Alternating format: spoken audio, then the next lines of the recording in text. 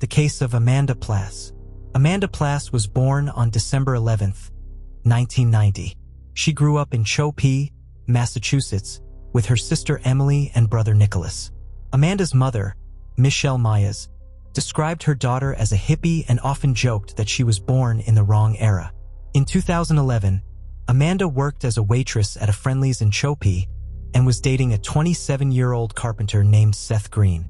On August 26, 2011, Seth called 911 to report that he had found Amanda unconscious in the kitchen of her third-floor apartment. During the call, Seth tearfully told the operator that when he arrived, Amanda was lying on the floor, unresponsive, with multiple stab wounds to her body. He did not know how to help and requested the police and an ambulance. When paramedics arrived, they confirmed that Amanda had died from multiple stab wounds, including to her chest, throat, and abdomen. Police cordoned off the home where the crime took place. When they arrived, they found Seth on the porch, crying and unable to calm down. Detectives carefully searched Amanda's apartment.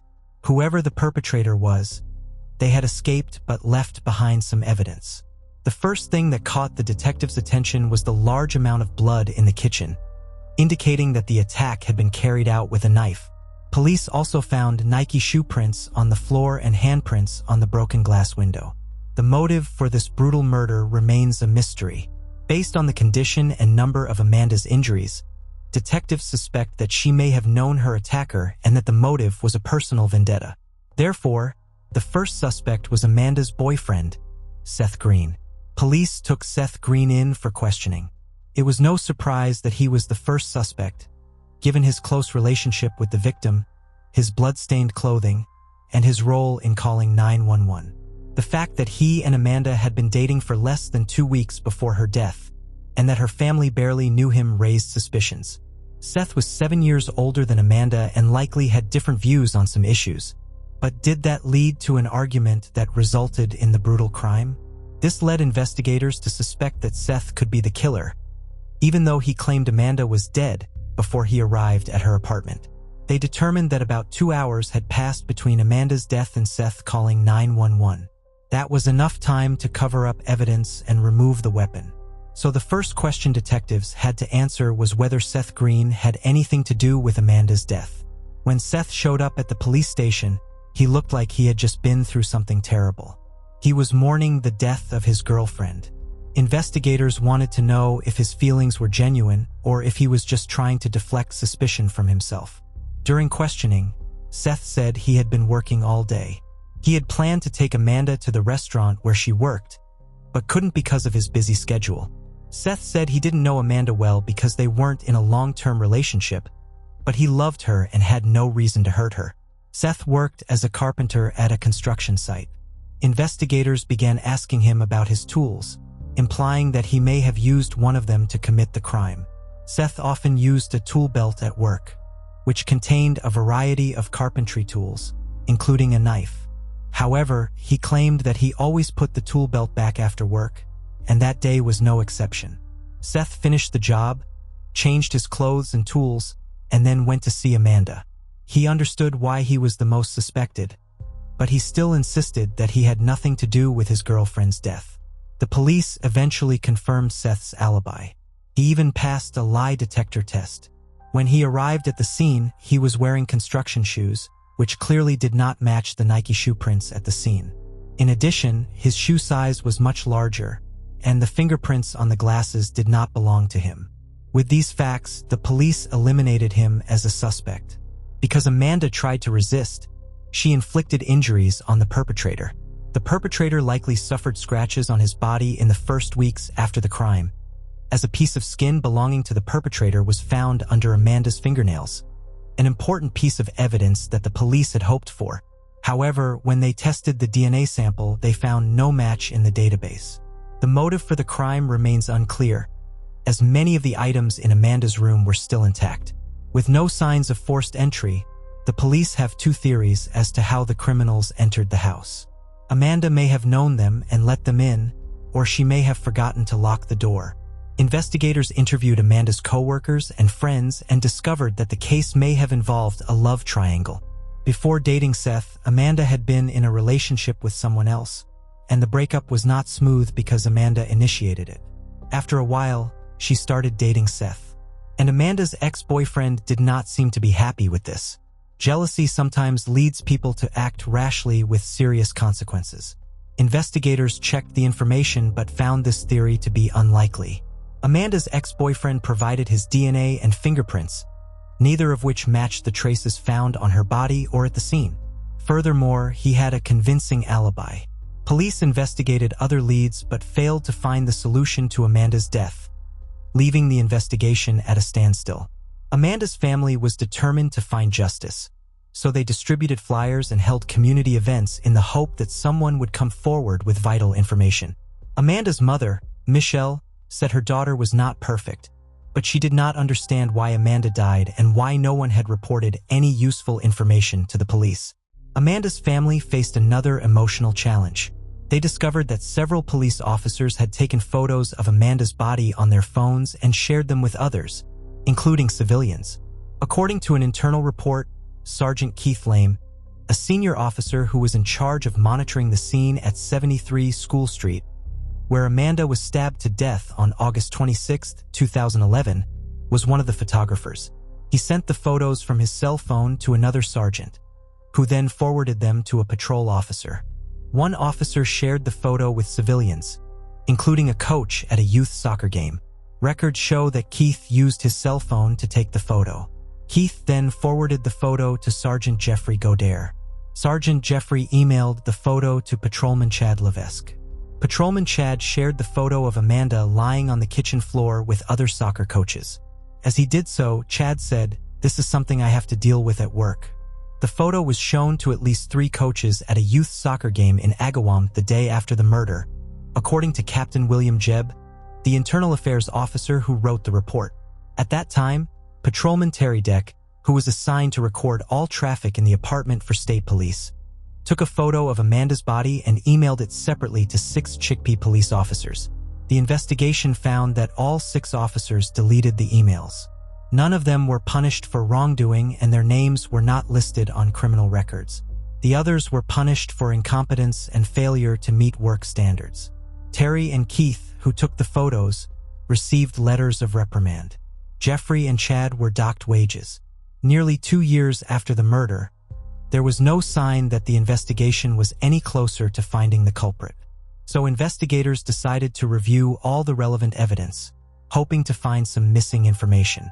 After reviewing the evidence and items in Amanda's bedroom, they discovered a dry erase board with a suspicious message. The message read, "Dennis was here on November 8th. Interestingly, November 8th was only about 2 weeks before Amanda's body was discovered. Investigators began to wonder about the man named Dennis and his role in the case. They began to investigate the relationship between Dennis and Amanda by examining phone records and social media posts. While investigating Amanda's apartment, police discovered that her ex-boyfriend had given them a crucial clue. He said that Amanda's apartment had been broken into several times during her absence. In particular, Amanda told him that she suspected a young Puerto Rican man whose name began with the letter D. However, she did not want to report the incident to the police and wanted to resolve the situation herself by talking to the man. Amanda tried to talk to the man about the break-in, but he would not listen. Amanda then informed him that a neighbor had witnessed him at her apartment. She also begged him to return items that were missing from her home. However, the man became angry and left. The main goal of the investigators was to identify Dennis and determine whether he was involved in Amanda's death. They discovered that a man named Dennis Rosa Roman lived near where Amanda died. A search of Dennis's records revealed that he had been convicted of burglary and breaking and entering. However, no fingerprints were found that matched the ones found at Amanda's home. Police tracked Dennis to Westfield, Massachusetts, and asked him to come to the police station to talk, but he refused. During the brief encounter, Dennis appeared very nervous. Surprisingly, Dennis turned himself into the police station in November 2013 at the age of 22. Police questioned Dennis about his connection to Amanda. Although Dennis admitted to knowing Amanda from Chicopee, he said he had not seen her in several years. This made sense since Amanda had been dead for some time. Investigators then asked him if he had ever been to Amanda's apartment. He replied that he had never been there and did not really know her well. He only admitted that he sometimes sold Amanda marijuana and had had a few brief interactions with her. During questioning, Dennis agreed to provide an oral DNA sample and provided his shoe size. The results showed that his shoe size matched the shoes found at the crime scene. Officers also noted that Dennis was wearing a pair of Nike Air Max shoes, the same type as the shoes found at the scene but with a different sole pattern. After providing his DNA, Dennis refused to answer further questions and promised to return to the police station in a few days to continue the conversation.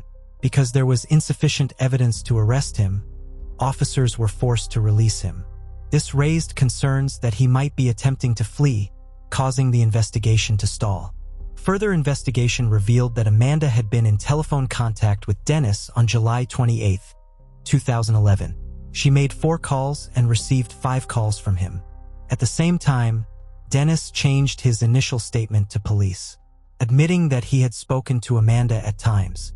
According to Dennis, Amanda told him that people frequently broke into her apartment when she was away, but she did not report it to the police because nothing of value was missing.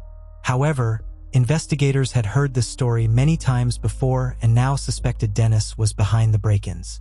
They believed he was hiding something, as his statement changed and lacked a clear explanation. When shown a photo of the dry erase board that read Dennis was here on November 8, 11, Dennis suddenly remembered writing it, contradicting his previous statement that he had never been in Amanda's apartment. Additionally, DNA testing revealed that his DNA matched DNA found under Amanda's fingernails and that his fingerprints were on a glass pane at the crime scene. This evidence confirmed Dennis's connection to the crime. After realizing that too much evidence was directly against him, Dennis changed his story again. He now claimed to have been present at the crime scene and tried to save Amanda from the attacker, implying that someone else was involved. When asked about the man's identity, Dennis refused, citing fear for his safety and that of his family. Instead, he provided a detailed description of the alleged perpetrator, a tall 170 to 200-pound white male with light skin, blue eyes, wearing old pants and dirty boots, along with a t-shirt that read, "Why drink and drive when you can smoke and fly?" Detectives did not believe Dennis' testimony, as all the evidence pointed to only one person being present at the crime scene when Amanda was stabbed. They arrested Dennis and charged him with the murder of Amanda Plass. The trial began in 2016, nearly 3 years later. Dennis' lawyers defended their client, arguing that although he was present at the crime scene, he was not responsible for Amanda's death. They accused the police of mishandling the investigation and framing Dennis after they failed to investigate thoroughly. Dennis claimed that on the day of Amanda's death, the drug dealer forced him to come to her apartment because Amanda owed the dealer $500 or $600. He claimed that the dealer started stabbing Amanda with a knife when things got bad. Dennis claimed that he wanted to intervene but was unable to stop the dealer. Dennis also claimed that Amanda had grabbed his hand, which is why his DNA was found under her fingernails. Prosecutors presented a different version of events. According to them, Dennis broke into Amanda's apartment while she was away and left a note with his name on her whiteboard. Amanda discovered this, suspected Dennis was the culprit, and called him to ask him to return her stolen belongings, which led to 9 phone calls between Amanda and Dennis. Prosecutors claimed that on the day of the murder, Dennis returned to Amanda's apartment thinking she was at work. However, Amanda had come home and a fight broke out, leading to Dennis killing her. A 12-person jury found Dennis guilty of causing the death of Amanda Plass in July 2016 after hearing 8 days of testimony and deliberating for 5 hours. The court sentenced Dennis to life in prison without parole. The police department's internal investigation into the scandal surrounding the release of Amanda's photo was delayed for years. However, in 2018, Officer Jeffrey Gauthier was finally fired in connection with the case. Although he appealed the decision, he returned to work in 2020. Due to his misconduct and previous disciplinary actions, a commission demoted him to patrol officer. Amanda's law went into effect in Massachusetts on August 4, 2022. The law makes it a misdemeanor for first responders to illegally take photos of a crime scene, punishable by up to a year in jail or a $2,000 fine. Amanda's family also filed a lawsuit against the city of Cho-Pi, which was eventually settled out of court for $100,000. In the peaceful summer of the year 1975, a charming Pennsylvanian village called Brummel was thrown into gloominess by a terrifying occurrence that would plague the neighborhood for ages. On August 15, 1975, amidst the everyday routine, Gretchen Harrington, an innocent 8-year-old girl, inexplicably disappeared on her way to a Bible school program. By the time she was found, she had already been dead. Nobody knew who killed this young girl in Pennsylvania for nearly 50 years, but authorities now claim to have identified the culprit as a former pastor who has been residing in Marietta for some time. At the time, as days proceeded into weeks, then into months, and then into years, the town devotedly searched for its beloved young Gretchen, but like a dark maze, the answers eluded them, leaving them longing for resolution. Nevertheless, they never gave up hope. Get ready to have your world turned upside down, because in 2023, a shocking revelation shatters the stillness and rekindles the flames of justice in the pursuit of Gretchen Harrington's mystery. Stay with us as we explore Gretchen Harrington's tragic narrative, a tale of mystery, suffering, and the unwavering pursuit of the truth that resulted in a startling revelation that rocked Pennsylvania and the world. After 48 long years, the criminal who brought about Gretchen's awful demise was found. Surprisingly, this ruthless murderer had been concealing himself in plain sight by posing as a church minister, a typical example of what the Bible calls a wolf in sheep's clothing. Harold and Ina Harrington welcomed Gretchen into the world on June 13, 1967 in Marple Township, Pennsylvania. 8 years later, in the summer of 1975, there was a terrifying development just a short distance away from her home. Bright-eyed 8-year-old Gretchen Harrington was traveling to Trinity Chapel Christian Reformed Church for a Bible school session. She usually traveled with her older sisters, but on that particular day, she went there alone. By the next day, alarm bells rang for her frightened parents as the hours passed and the morning sun rose to its highest point, but there was no sign of Gretchen. They immediately called the Marple Township Police in a panicked state. The police then commenced a desperate search for their young daughter. Over 300 people from the entire community came together to search desperately for Gretchen, but as the hour wore on, she could not be found. This left nothing but a perplexing enigma afterwards.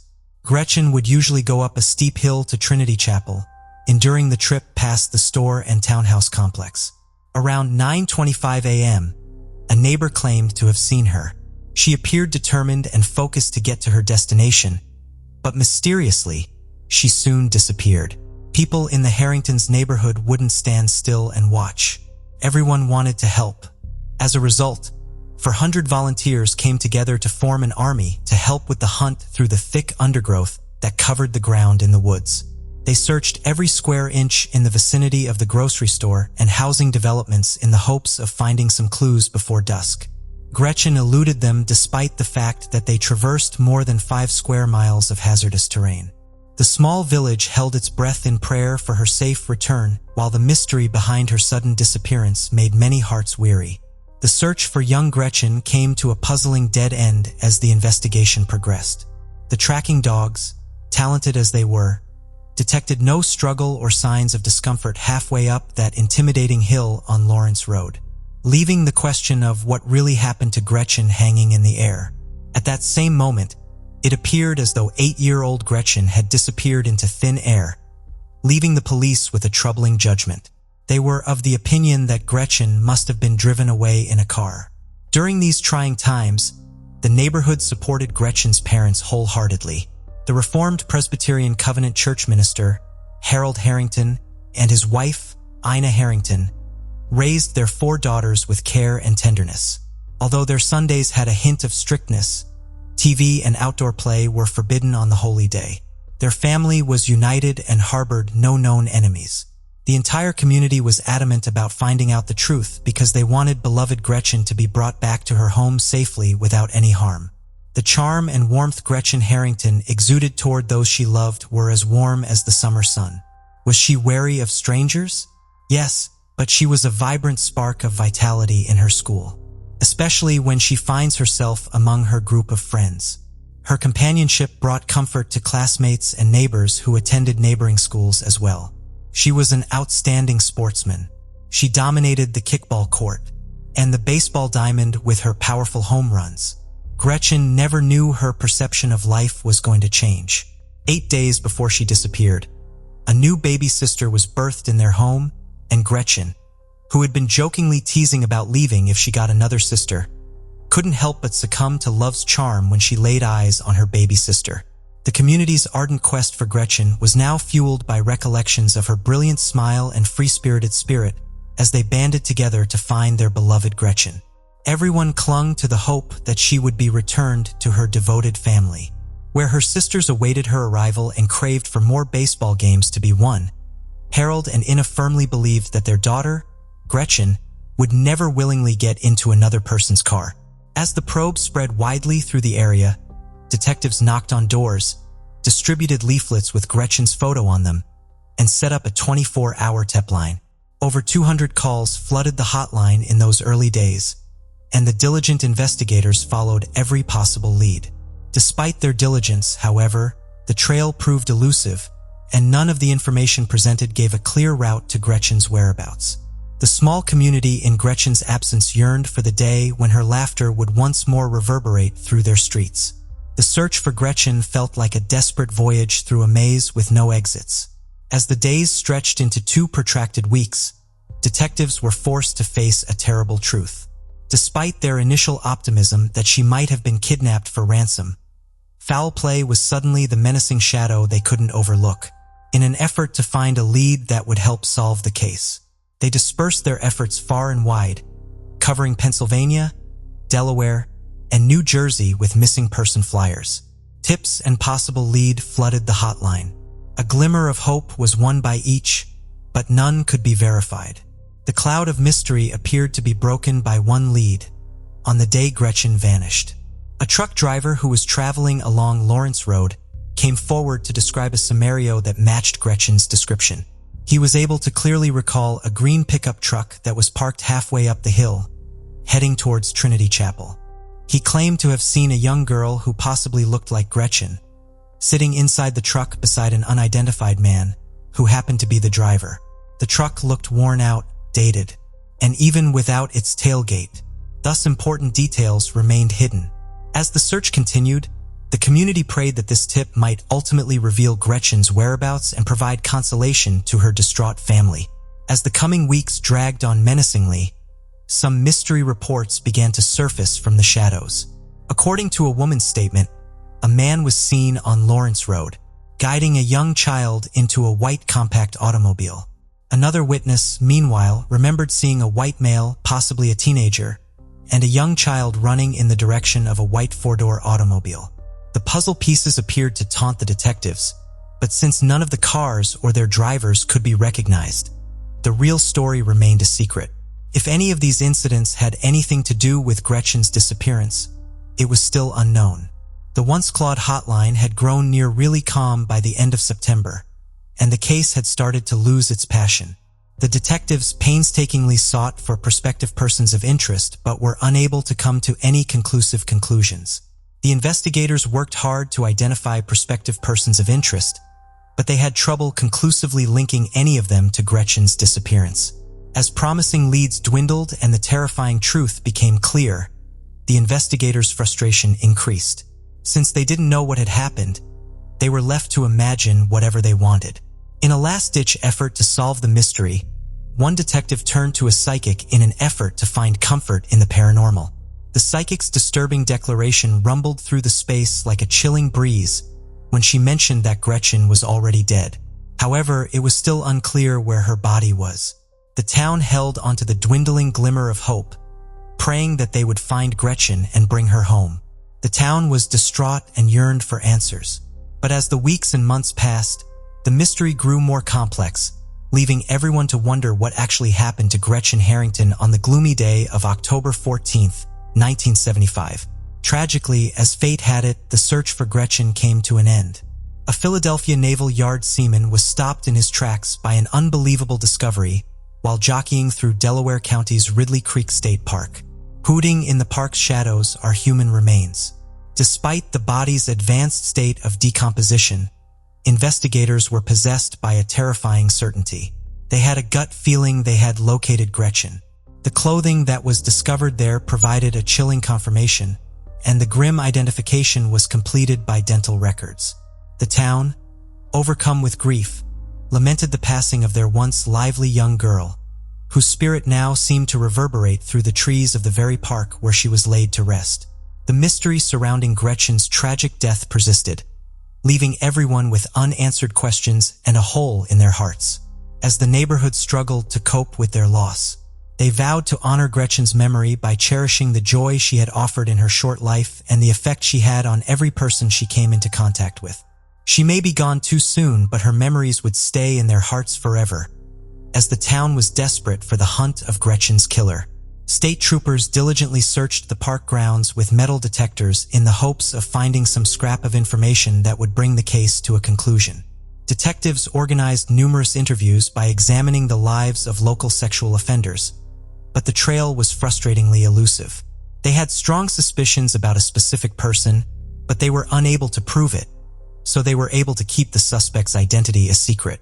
This convicted sex offender, who was eventually detained on unrelated charges, emerged as a person of interest in Gretchen's case, but the investigative team had some reservations about this supposition. However, the tenacious search for additional leads went on. The community of Blomel yearned for justice and resolution as the once thriving tip slowly fizzled away and the case went cold. In November 1983, just as it seemed that time had forgotten Gretchen's tragedy, her case came to life once more. There was some hope when a Marple Township detective received an anonymous letter from someone claiming to have crucial information about the case.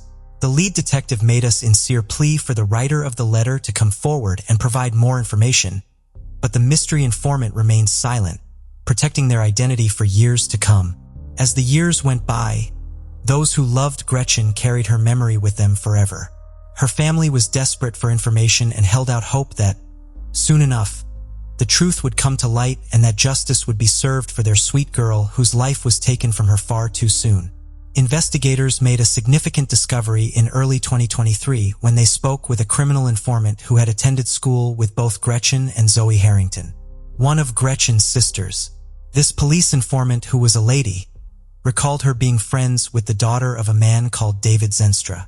She mentioned how she frequently played at the Zenstra's house and many a time stayed for sleepovers. But her innocent recollections quickly turned into a disturbing account when she told the police that during 2 of those sleepovers, Mr. Zenstra made inappropriate advances towards her. She said she had woken up to him touching her in a very uncomfortable manner. As she continued with her testimony, the woman shared with the detectives a diary from her past. This diary had once been filled with a young girl's dreams, but soon turned out to display an unsettling confession written in her innocence. This confession was penned down a few days after Gretchen vanished. On September 15, 1975, the confession read, "Guess what? A man tried to kidnap Holly twice," talking about a student in her class. She continued, "Holly had scribbled it a secret, so I can't tell anyone, but I think he might be the one who kidnapped Gretchen. I think it was Mr. Z." She was making an oblique reference to David Zenstra. The sentence ended abruptly, giving away a sinister secret she was unable to reveal to anyone. The revelation sparked a flurry of new inquiries into David Zantra's past, and the pieces of the puzzle started to come together as suspicions were raised that Zantra might be the actual perpetrator of Gretchen's kidnapping. Shortly after the murder, it was discovered that these Zantras had hurriedly relocated to Plano, Texas, in order to avoid the attention of the time. Investigators were determined to look into the case further in light of the chilling truth. Reviving the long-dimmed hope, justice for Gretchen appeared to be on the horizon, but only time would tell if the long-buried secrets would come to light and Gretchen's family would finally receive the closure they had long sought. When authorities learned of the new information, they embarked on a determined search to find David Zenstra, who had moved to Marietta, Georgia, northwest of Atlanta. At the time of Gretchen's tragic disappearance, He held the position as a reverend at Trinity Church Chapel Christian Reformed Church in Brummel, and he was said to have been reportedly close to the Harringtons. His close friendship with the Harrington family gave him the chance to take advantage of Gretchen's trust that fateful morning. Zanstra had a history of being very active in religious communities, as evidenced by his past. In the 1960s, he was ordained as a minister in New Jersey. Later, he relocated to Chester, Pennsylvania, to start a new church. He was actively involved in Trinity Church Chapel by the early 1970s, where he oversaw the Bible school Gretchen attended and led youth summer workshops. The puzzle started to come together, and David Zanstra was surrounded by a growing cloud of suspicion. Gretchen's quest for justice was no longer a pipe dream. It was reachable, but there was no guarantee that it would be. The path to resolution would be paved with revelations and painstaking investigation in an effort to shed light on what happened to the young girl who was tragically abducted from her family.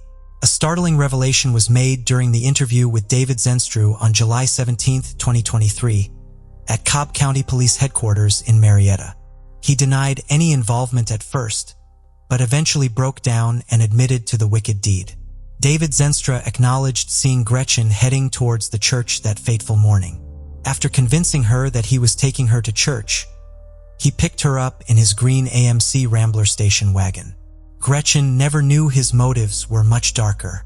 Instead of the church, Zanstra took her to a wooded area close by and asked her to take her clothes off. According to him, Gretchen declined. At that point, he was already overcome with desire and ejaculated in the car while she was still inside. In a fit of rage, he struck Gretchen violently with his fist, and she began bleeding from her head as a result. After the tragic event, he attempted to cover Gretchen's naked body with sticks after realizing that she appeared to be dead. He then fled the scene, leaving her lifeless body in the bleak woods. The chilling confession revealed the monstrous deeds of someone who was supposed to be a man of God and a dependable friend of Gretchen's family, painting a horrifying picture of betrayal and brutality. The revelation of the truth brought with it a sense of closure for Gretchen's loved ones, as well as intense pain and sorrow over the loss of an innocent life that had been taken so brutally. When 83-year-old David Zanstra of Marietta, Georgia was formally charged with Gretchen's murder on July 24, 2023 by the District Attorney's Office in Delaware County, Pennsylvania, justice for Gretchen finally started to take shape. A slew of charges, including criminal homicide, kidnapping of a minor, possessing an instrument of crime, and murder in the first, second, and third degrees were brought against the man who had previously worked as a minister at the church in the 1970s. When David Zanstra was refused bail and imprisoned in Cobb County, Georgia, he resisted being extradited to Pennsylvania, which prompted the authorities to request a governor's warrant to transport him to Delaware. David Zanstra would likely be found guilty and sentenced to life in prison. According to County District Attorney Stolzheimer, who promised to see that justice was done, the haunting cloud that had hung over Brummel for almost 48 years began to lift as the community found solace in the knowledge that the man responsible for Gretchen's kidnapping and murder would finally face the consequences of his actions. Gretchen's case had a significant impact on the community, and Marple Township's police chief, Brandon Greff, recognized how the town had changed as a result. An important step toward resolution was made with the charges brought against David Zanstra. Gretchen and her grieving family finally received long overdue vindication. The promise of justice offered a glimmer of hope that Gretchen's tragic story would serve as a warning, ensuring that no other child would suffer from such evil once more. However, the memory of Gretchen's stolen innocence would always remain in her family's hearts. Gretchen's tragic fate had a significant effect on the formerly picture-perfect town of Brummel in Delaware County, Pennsylvania. On that tragic day in August 1975, the community's innocence was lost, leaving a lasting scar on the lives of the kids, parents, families, and everyone else who called the town home. The eagerly anticipated trial that is about to start promises to provide answers and closure to the community that has been burdened by this tragic chapter for such a long time.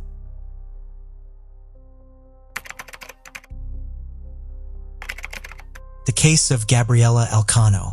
Gabriela Elcano was born on May 17, 2001, in Santiago, Chile, to Federico Elcano and Carolina de los Ocampos. She was their only child and the first grandchild in a large, loving family. Her uncle Rodrigo became her godfather and was very close to her, just like her grandfather Carlos, who cherished her. Gabriela grew up in a middle-class family that valued education and provided her with a good upbringing despite not being wealthy. When Gabriela was just 5 years old, her parents divorced and she lived with her mother, who dedicated herself to raising her. Her father remarried and had 2 younger sons, but he continued to support Gabriela and her mother financially and remained involved in her life. Gabriela was a kind, friendly, and open child who was a bit shy and modest, but she made friends easily and got along with her peers. She had a lovely appearance that earned her admiration and delight from everyone around her.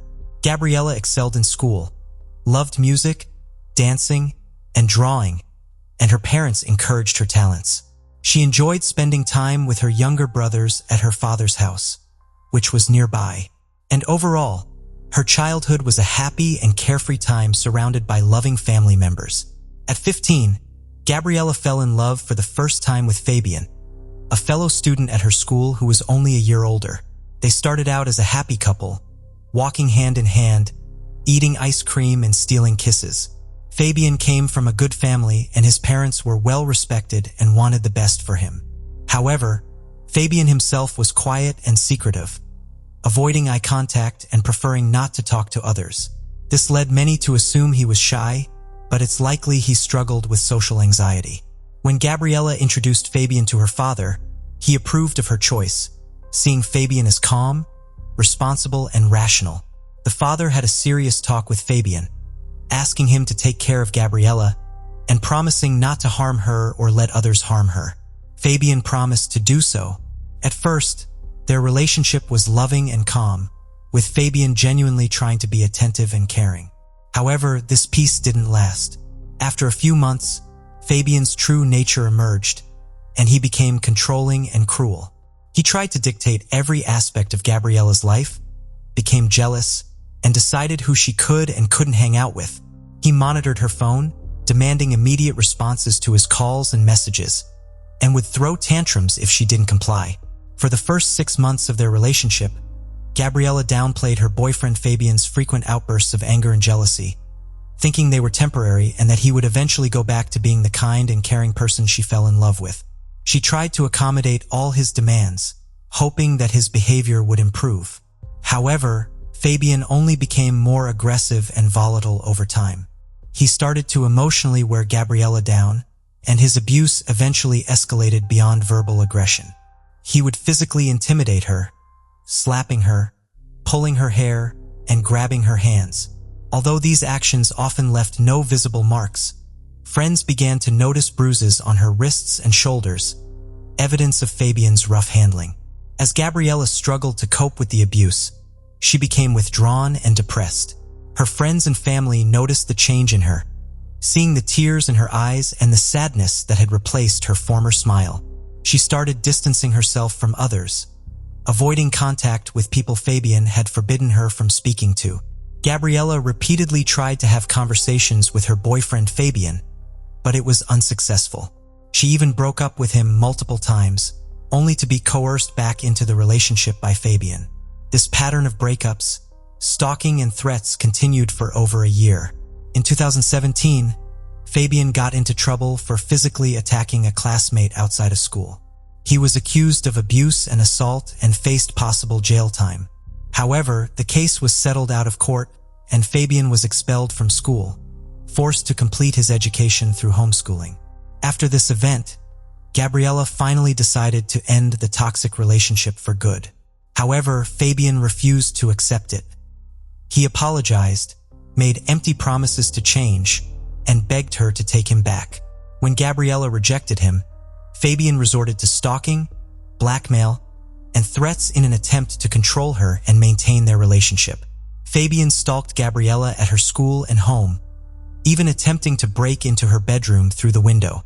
He bombarded her with dozens of calls, texts, voice messages, and social media messages, making constant threats and tearful apologies in an effort to control her. Despite his harassment, Gabriela remained firm in her decision to end the relationship. Fabian would occasionally vanish for weeks, giving Gabriella a glimmer of hope that he had finally moved on. However, he would inevitably reappear, terrorizing her and refusing to leave her be. He followed her everywhere, showing up unexpectedly and causing disturbing scenes. As a result, Gabriella became terrified of being alone, always ensuring she was accompanied by friends or family. She would go to her mother's workplace after school, and they would head home together. When she needed to travel, she would ask her father or uncle to escort her. This ordeal continued for months, leaving Gabriella drained and exhausted, though she tried not to show it. A series of tragic events began in early 2018 when the Alcano family was devastated by a terrible crime. A burglar broke into Federico's home where his second wife lived and murdered her, while the children were at school and Federico was at work. The perpetrator, a neighbor with a prior criminal record, was apprehended immediately. Gabriella and her mother stepped in to support Federico and his children during this difficult time. This tragedy temporarily shifted Gabriella's attention away from Fabian, who had mysteriously disappeared around the same time. Meanwhile, Gabriella was also busy preparing for entrance exams, driven by her ambition to attend one of Santiago's top universities and pursue a career in journalism or advertising. The tragedy was only the beginning of a series of devastating events for the Alcino family. By May 2018, Fabian, Gabriella's ex-boyfriend, began stalking her relentlessly. He would climb over her home's fence or show up at the supermarket or mall, making her feel unsafe everywhere she went. Gabriella was terrified and sent screenshots of threatening messages from Fabian to someone, pleading for help. She confessed her fear for herself and her loved ones, but chose not to tell her family about the stalking and threats, afraid of worrying them. On June 10, 2018, the Alcino family gathered at Carlos' house to celebrate his 80th birthday. However, this joyful family event would ultimately be the last day of life for Gabriella and her mother Carolina. The evening seemed happy and uneventful, filled with laughter, music, and a large family meal. Gabriella played with her younger brothers and cousins, but appeared troubled and distant. Her uncle Rodrigo noticed her distress and asked if everything was all right. But Gabriella just smiled sadly, shrugged and said she was nervous without explaining why. Her uncle chose not to press the issue, thinking she would open up when ready, but later deeply regretted this decision. After the party, Federico drove his ex-wife and daughter home. He kissed Gabriella on the forehead, told her he loved her and assured her she could count on his support in any situation. Then he returned home with his younger children. This was the last time he saw his eldest daughter and his first wife alive. At around 4 a.m. on June 11th, Fabian, armed with a hunting knife, jumped over the fence of his ex-girlfriend Gabriella's house. He planned to sneak into her bedroom through the window and attack her. But just as he was about to enter, the lights turned on and the back door creaked open. Carolina, Gabriella's mother, had been awakened by the noise and was checking on the commotion.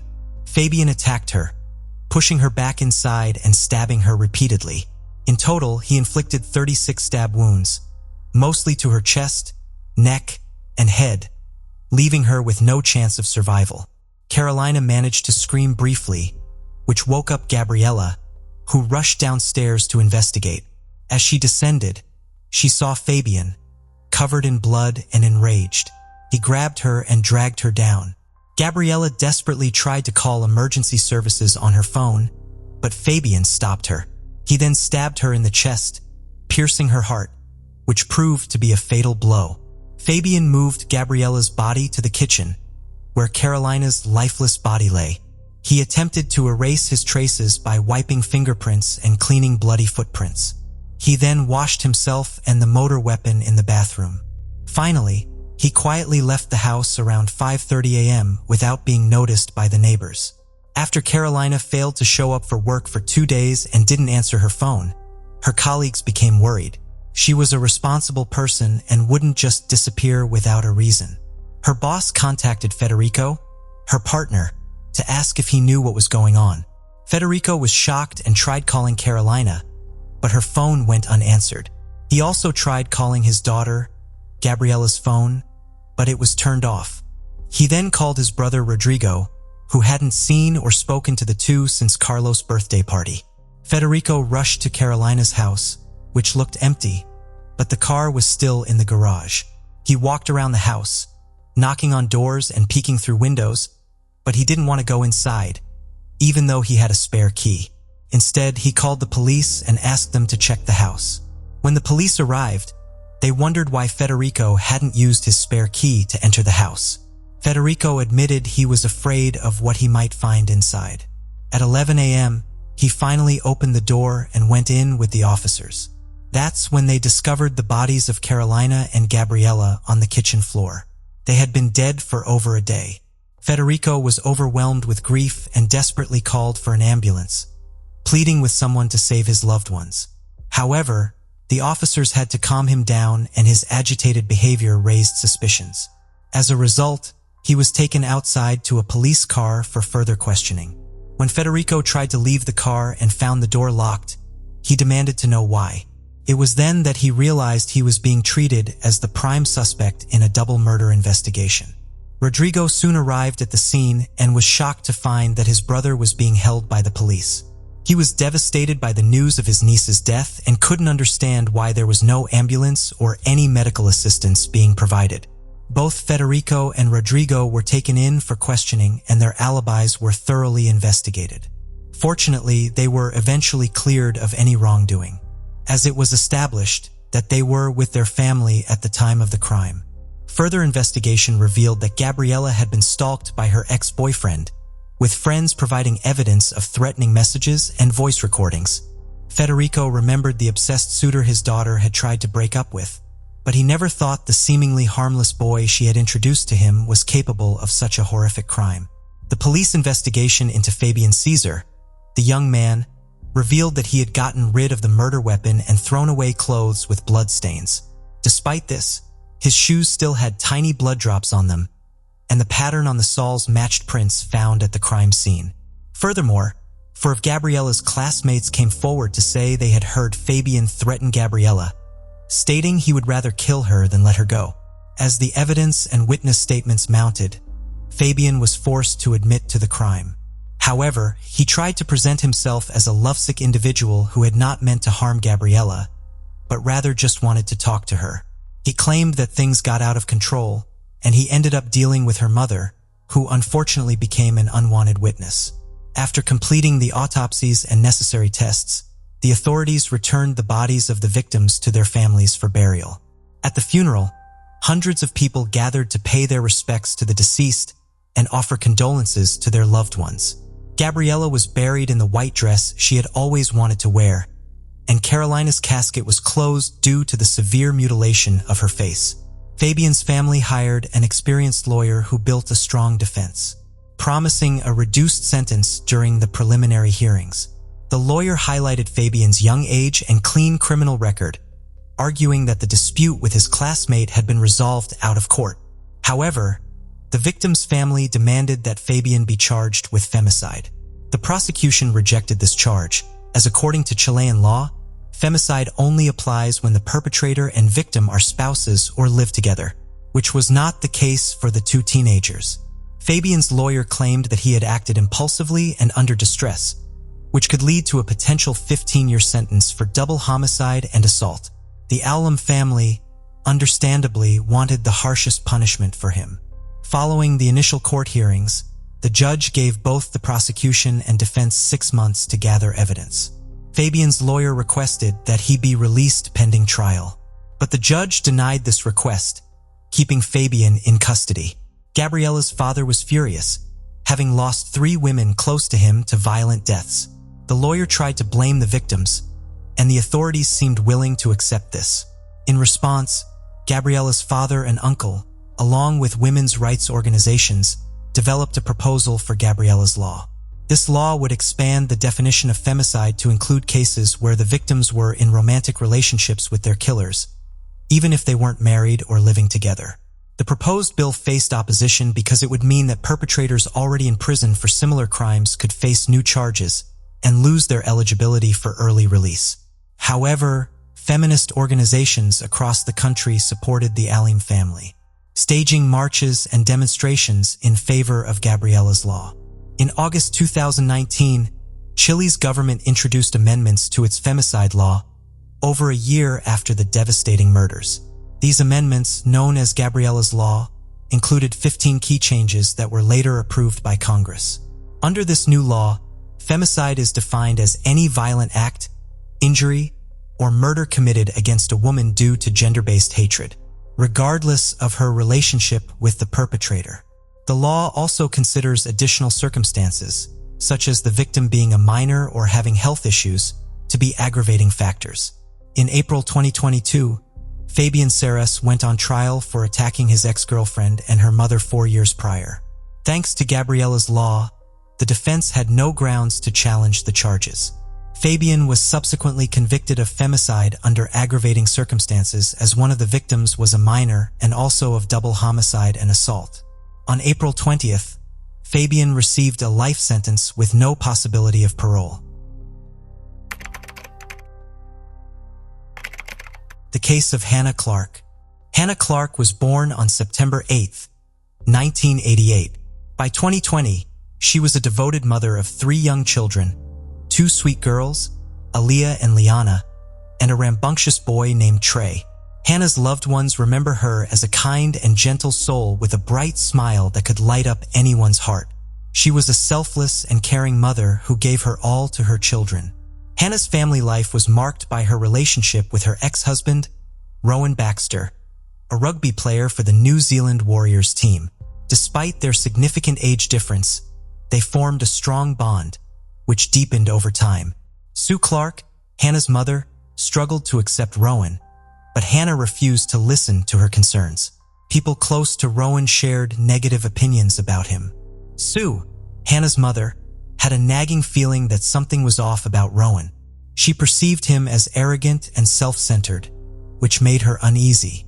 She was also concerned about the significant age gap between Rowan and Hannah. When they first met, Hannah was a recent graduate, while Rowan was 31 years old.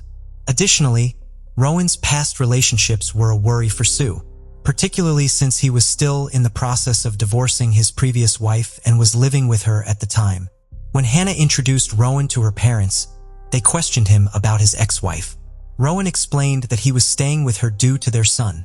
Eventually, Rowan finalized his divorce and continued his relationship with Hannah. In 2011, he proposed to her and she accepted. They got married in Kingsley, New South Wales, Australia. The following year, they had 3 children together. Hannah and her family, including her father Rowan, were passionate about sports. However, Rowan's muscular physique developed during his professional athlete days was partly due to steroid use, which led to mental health issues. As a personal trainer, Hannah's approach differed from her father's. She was loved by her clients for her kindness, empathy, and dedication, earning her a loyal following. Rowan's approach to training was unique, but his behavior was marred by aggression and inappropriateness, likely caused by steroid use. This made him a poor trainer, as clients don't need someone who makes them feel uncomfortable. Rowan struggled to communicate effectively with people, which negatively impacted his career and finances. As a result, his wife Hannah had to become the primary breadwinner, which further irritated Rowan. He felt emasculated by her success as she was doing a better job than he was. Despite their financial struggles, they decided to open their own fitness club.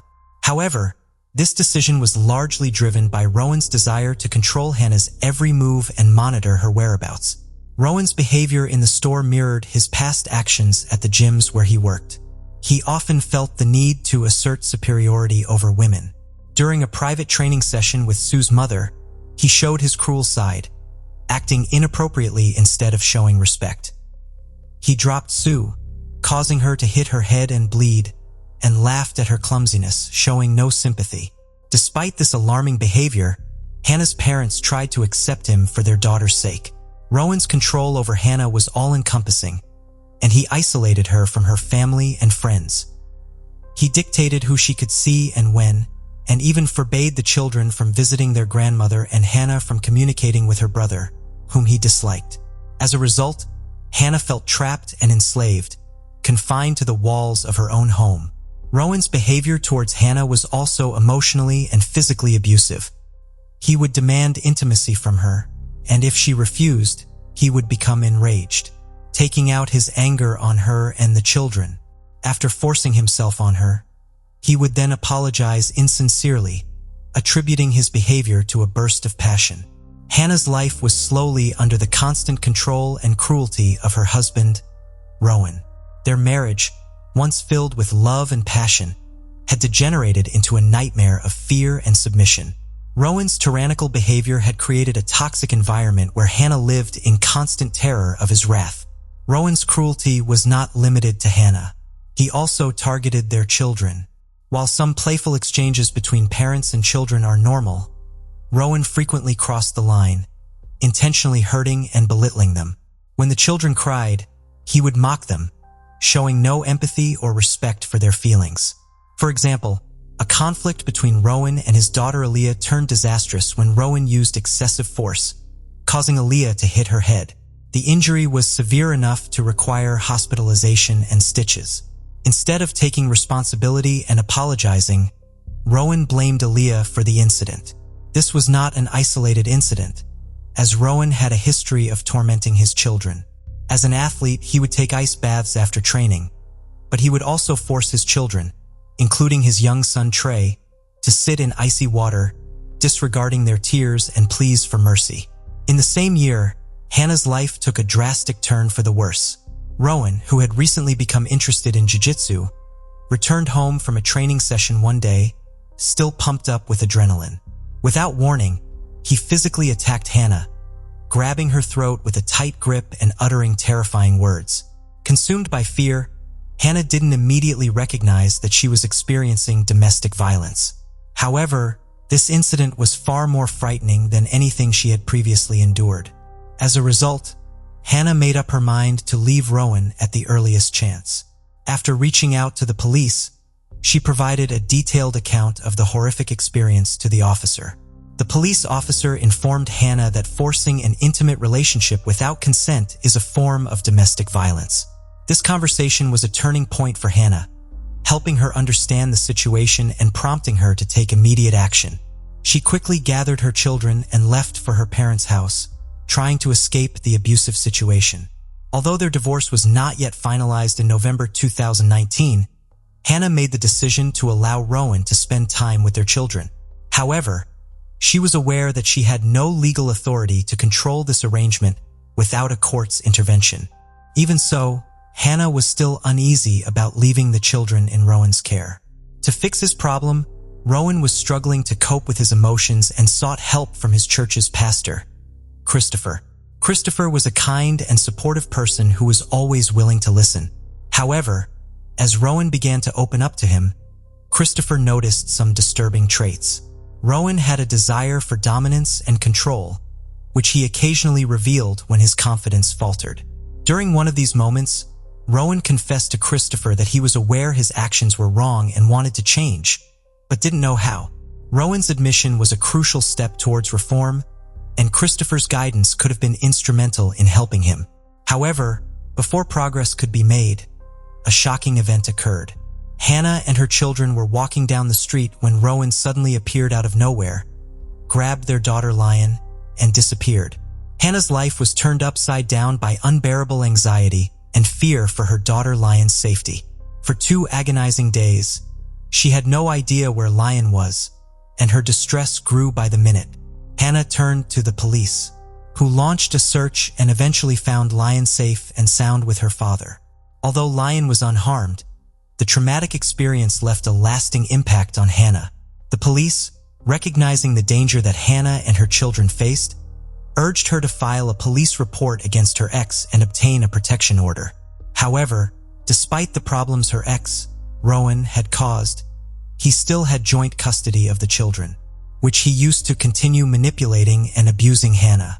After a meeting with Rowan, the children were returned to Hannah's parents. However, before leaving, Rowan attempted to humiliate Hannah by displaying pictures of her in her underwear on his car, in plain sight of their children. Hannah, enraged, tried to remove the photos, but Rowan responded violently.